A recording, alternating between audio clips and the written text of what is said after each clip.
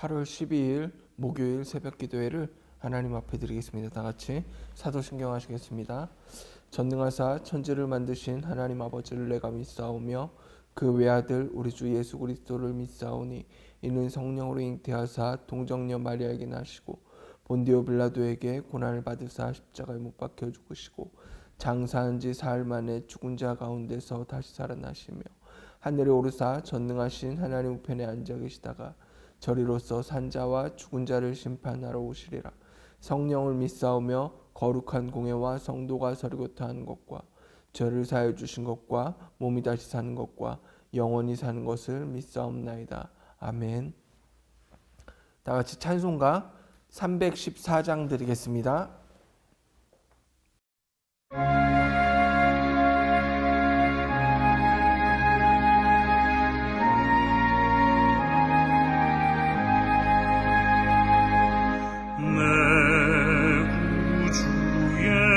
예수를 더욱 사랑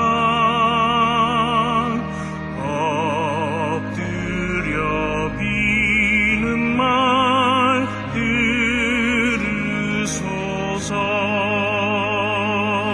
내 진정 소원이 내 구주 예수를 더욱 사랑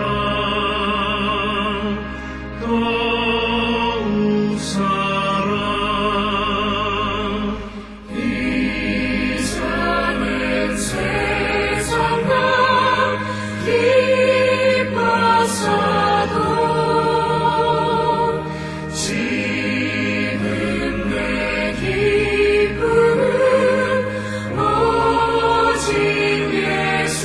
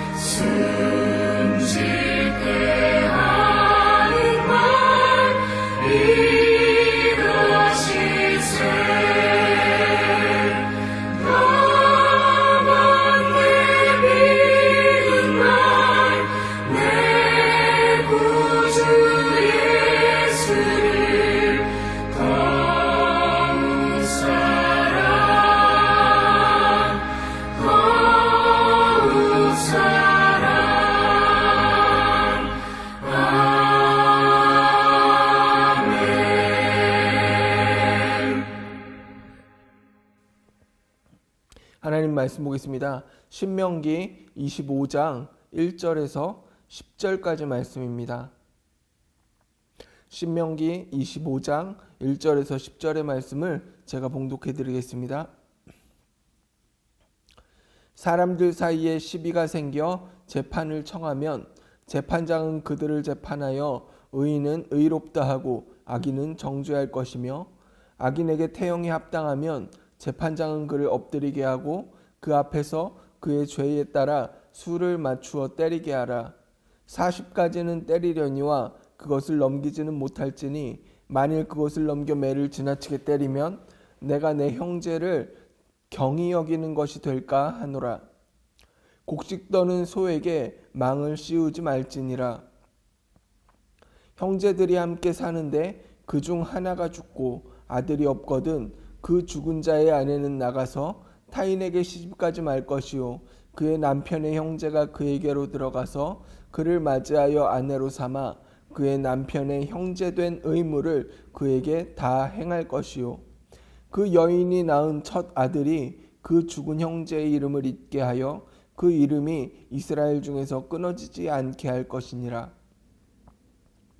그러나 그 사람이 만일 그 형제의 아내 맞이하기를 즐겨하지 아니하면 그 형제의 아내는 그 성문으로 장로들에게로 나아가서 말하기를 내 남편의 형제가 그의 형제의 이름을 이스라엘 중에 있기를 싫어하여 남편의 형제된 의무를 내게 행하지 아니하나이다 할 것이요 그 성읍 장로들은 그를 불러다가 말할 것이며 그가 이미 정한 뜻대로 말하기를 내가 그 여자를 맞이하기를 즐겨하지 아니하노라 하면 그의 형제의 아내가 장로들 앞에서 그에게 나아가서 그의 발에서 신을 벗기고 그의 얼굴에 침을 뱉으며 이르기를 그의 형제의 집을 세우기를 즐겨 아니하는 자에게는 이같이 할 것이라 하고 이스라엘 중에서 그의 이름을 신 벗김 받은 자의 집이라 부를 것이니라. 아멘.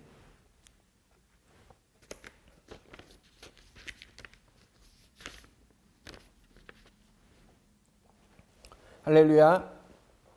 오늘도 하나님의 말씀을 사모하여서 새벽을 깨우신 우리 사랑하는 성도님들을 주님의 사랑으로 축복하며 또한 환영합니다.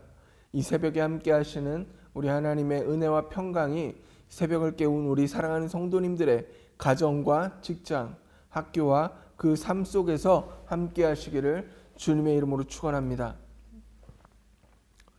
오늘 말씀은요, 이 죄인에 대한 태형제도와 계대, 즉 대를 잇기 위한 결혼제도에 대해서 말씀하고 있습니다.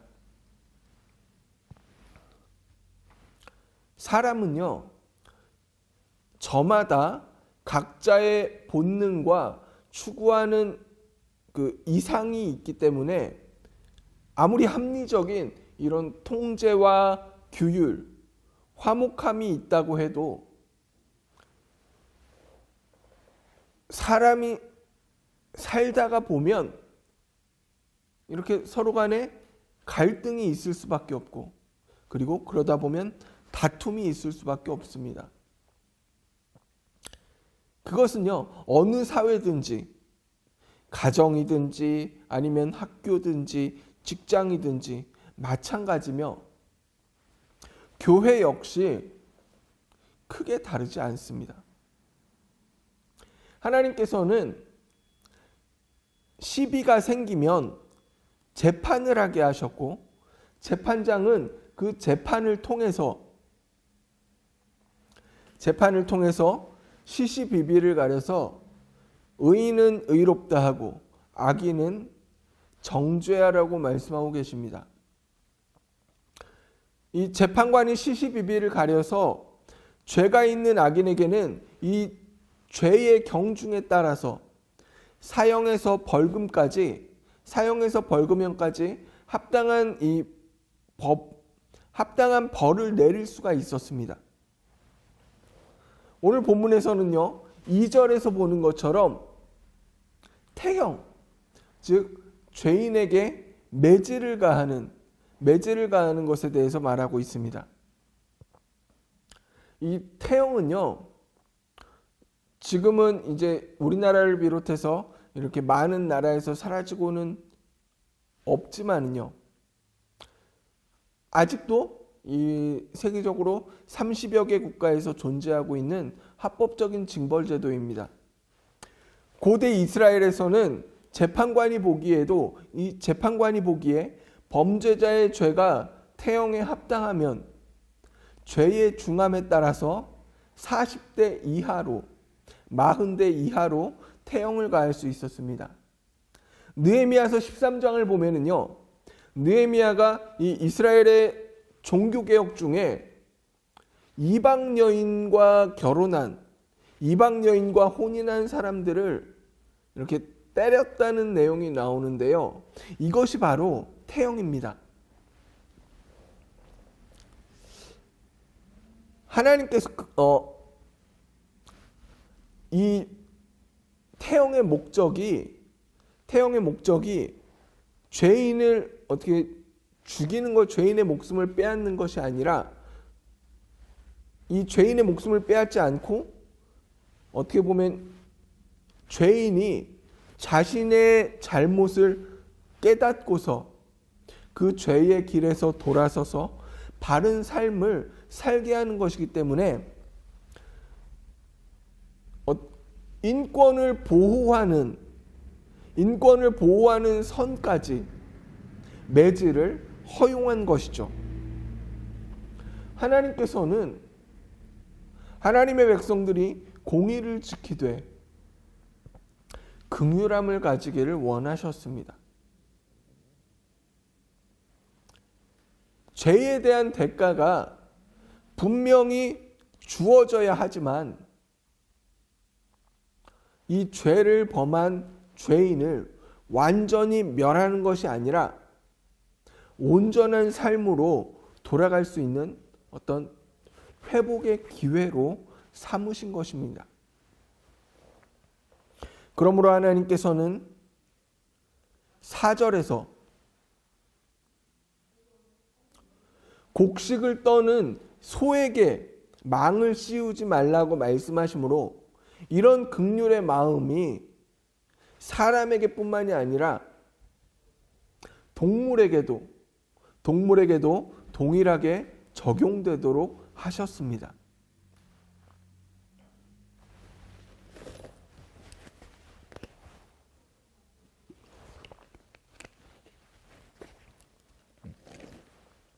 오늘 말씀에서 다루고 있는 또 다른 제도는요, 바로 계대 결혼입니다. 좀 어렵죠? 계대 결혼. 대를 이어서 결혼한다는 거죠. 자, 계대 결혼의 근본 목적은요, 후사가 없이 죽은 형제를 위해서 대신 아들을 낳아줌으로써 죽은 형제의 이름이 끊어지지 않게 하고 기업을 잇게 하려는 것입니다. 어떻게 보면은요, 이 계대 결혼 제도는 현대인들이 보기에는 좀 굉장히 불합리하고 비윤리적으로 보이지만 이 고대 사회에서는요, 굉장히 합리적이고 유용한 가문 보존의 방법이었습니다. 뿐만 아니라 이 계대 결혼을 통해서 죽은 형제의 기업을 보존하고 그리고 미망인이 된 이 여인의 생계를 책임져주는, 어떻게 보면은 훌륭한 부수 효과까지 얻을 수 있는 그런 제도였습니다. 이것은 이 남녀 간의 애정의 문제를 떠나서 한 기업, 한 가문의 생존의 문제는 물론 남편을 잃은 과부의 삶까지 배려하시는 하나님의 어떤 사랑이었습니다. 제도가 아니라 사랑이라는 것이죠. 우리가 주목할 것은 이것이 강제적이 아니라는 것이죠. 당사자의 의지와는 아무런 관계도 없이 그냥 제도가 그러니까 남편이 죽었으니까 당연히 도련님과 결혼을 했을까요? 그렇지 않아요. 하나님께서는 사람의 의지를 무참하게 눌러버리는 그런 폭군이 아니십니다. 7절에서 10절의 말씀처럼 거부할 수 있는 의지를 주셨고 또한 제도적으로 피할 길도 주셨습니다. 그 사람이 만일 그 형제의 아내 맞이하기를 즐겨하지 않으면 그 성문으로 장로들에게 나아가서 내 남편의 형제가 그 형제의 이름을 이스라엘 중에 있기를 싫어해서 남편의 형제된 의무를 내게 행하지 않는다고 할 것이요. 성읍 장로들은 그를 불러다가 규례를 이행할 것을 말할 것이며 그래도 그가 형제의 아내된 여인 맞이하기를 즐겨하지 않는다고 하면 그 형제의 아내 세우기를 즐겨하지 아니하는 자에게는 이스라엘 중에서 신벗김 받은 자의 집이라 부를 것이라고 하십니다.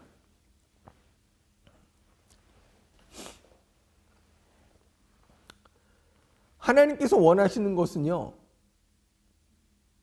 하나님께서 규례를 주셨지만 강제로